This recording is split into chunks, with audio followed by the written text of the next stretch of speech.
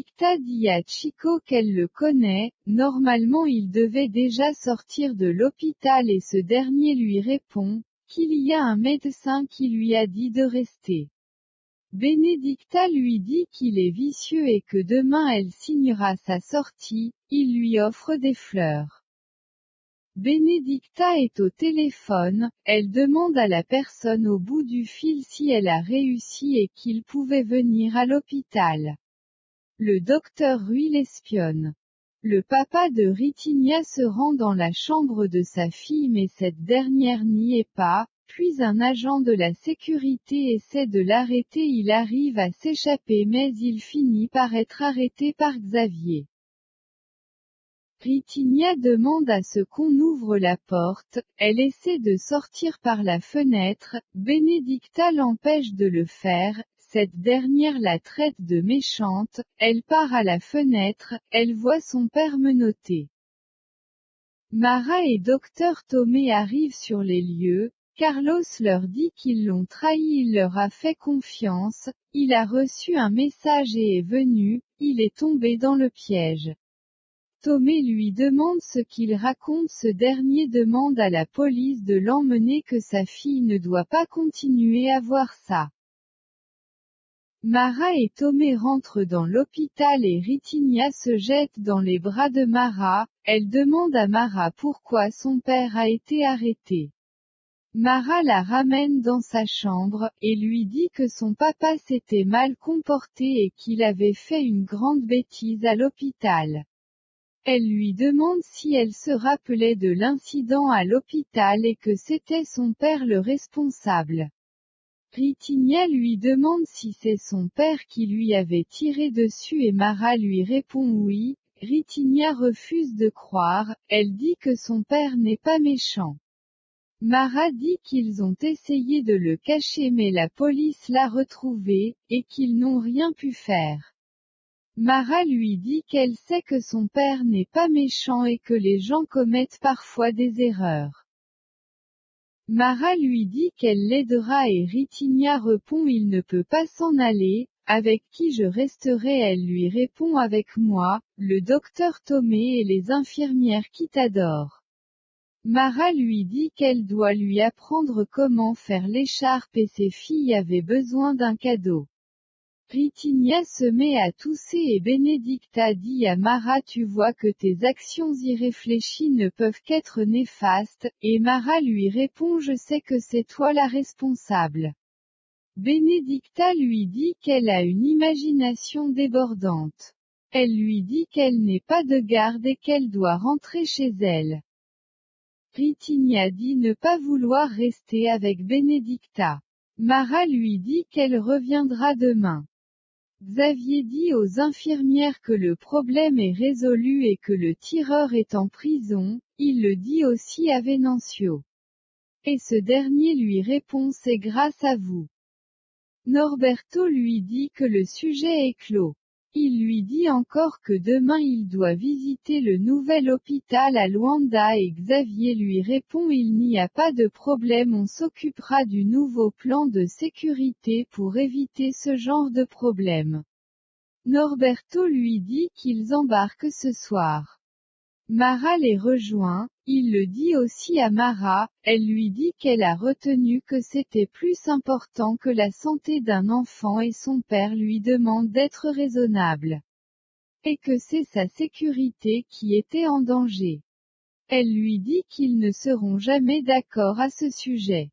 Il lui promet que l'hôpital fera tout pour sauver la fille. Il lui demande d'embrasser ses petites filles pour lui, et s'en va. Tom rejoint Mara avec une tasse de thé, il lui dit qu'ils ont tout fait et Mara lui répond pas encore. Carlos depuis la prison, demande à parler à sa fille.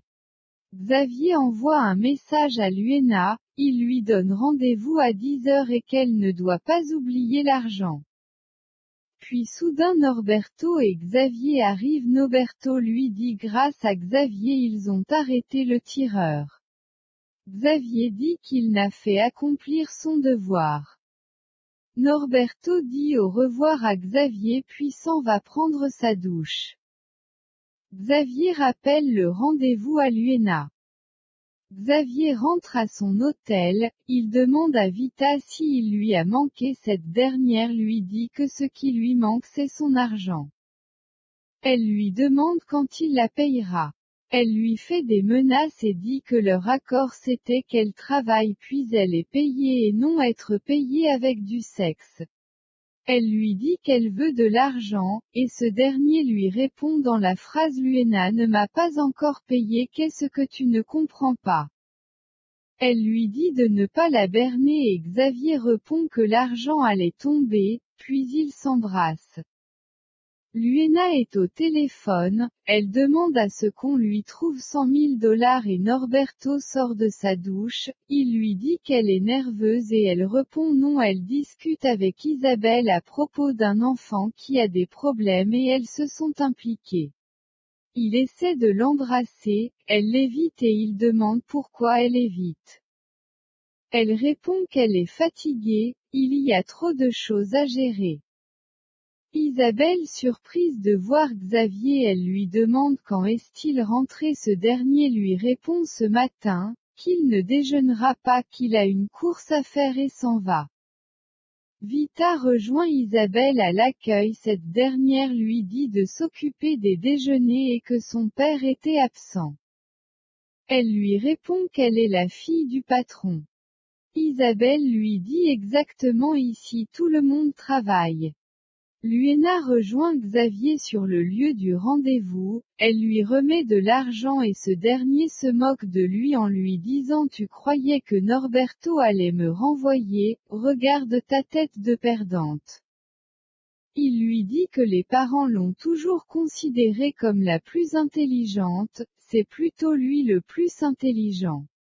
Il compte son argent et se rend compte qu'il n'y a que la moitié.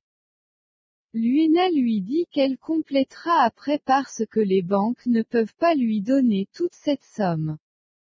Et il lui répond qu'elle est suffisamment intelligente pour ne pas faire capoter un mariage avec son futur associé puis s'en va.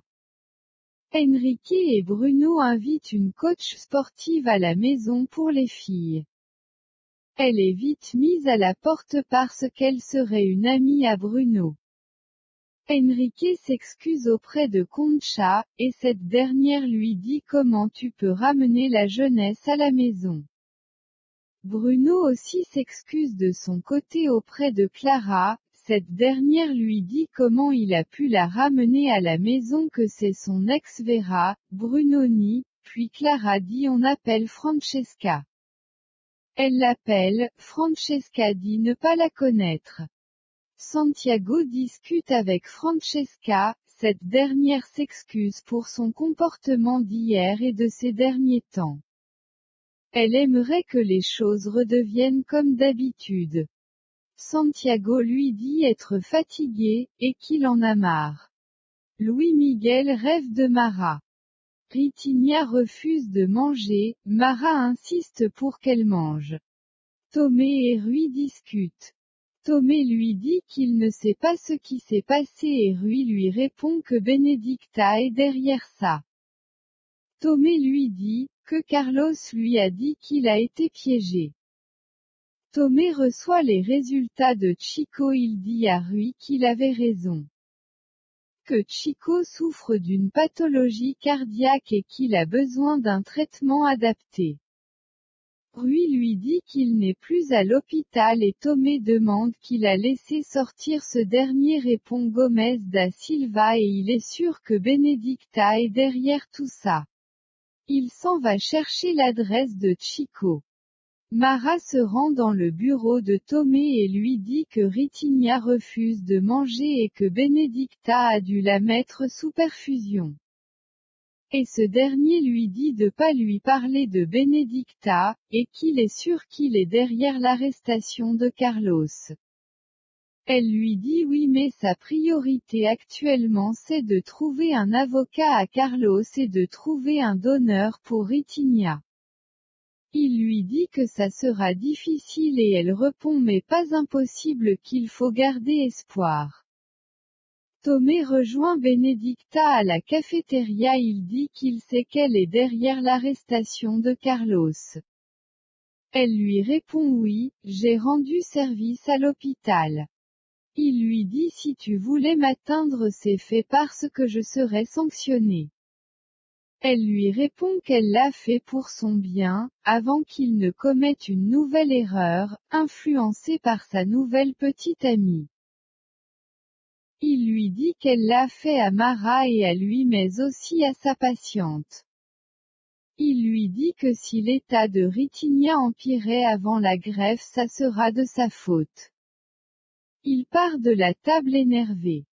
Raffaella demande ce qui se passe, Benedicta lui dit il remet en cause mon éthique professionnelle. Raffaella lui dit d'oublier l'histoire avec Tomé à moins ce qu'il ait beaucoup compté pour lui.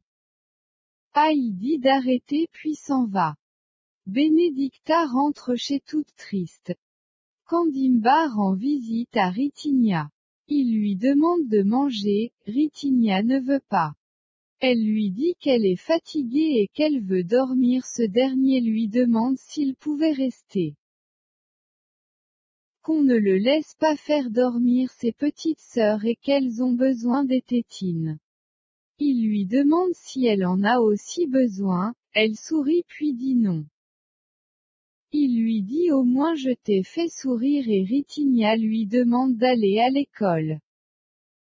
Bill propose à Leila de retourner aux États-Unis. Il la trouve très nerveuse en Angola. Leila n'est pas d'accord, Vita nettoie leur chambre et les écoute. Vita va voir Xavier pour lui rapporter les informations, elle lui demande de la payer avant, ce dernier lui dit que Luena ne l'a pas encore payé. Vita lui dit que son petit ami veut que Leila parte aux États-Unis. Il lui dit que ça n'arrivera pas et que c'est grâce à elle, sa petite employée sexy. Et elle lui répond que sa petite amie sexy veut des billets. Ils s'embrassent, Isabelle les voit puis referme la porte. Bino demande à Isabelle ce qui ne va pas, elle dit rien, que Xavier Mendez est revenu. Bino lui dit qu'il est infréquentable. J'espère qu'il ne t'a rien fait. Elle lui répond non. Leila demande après Jean à Bino. Leila lui remercie de l'avoir sauvé et ce dernier lui dit de le considérer comme son ange gardien. Elle lui remet de l'argent pour les dégâts causés. Isabelle va rendre visite à Luena et lui demande de lui promettre de ne rien dire à Bino.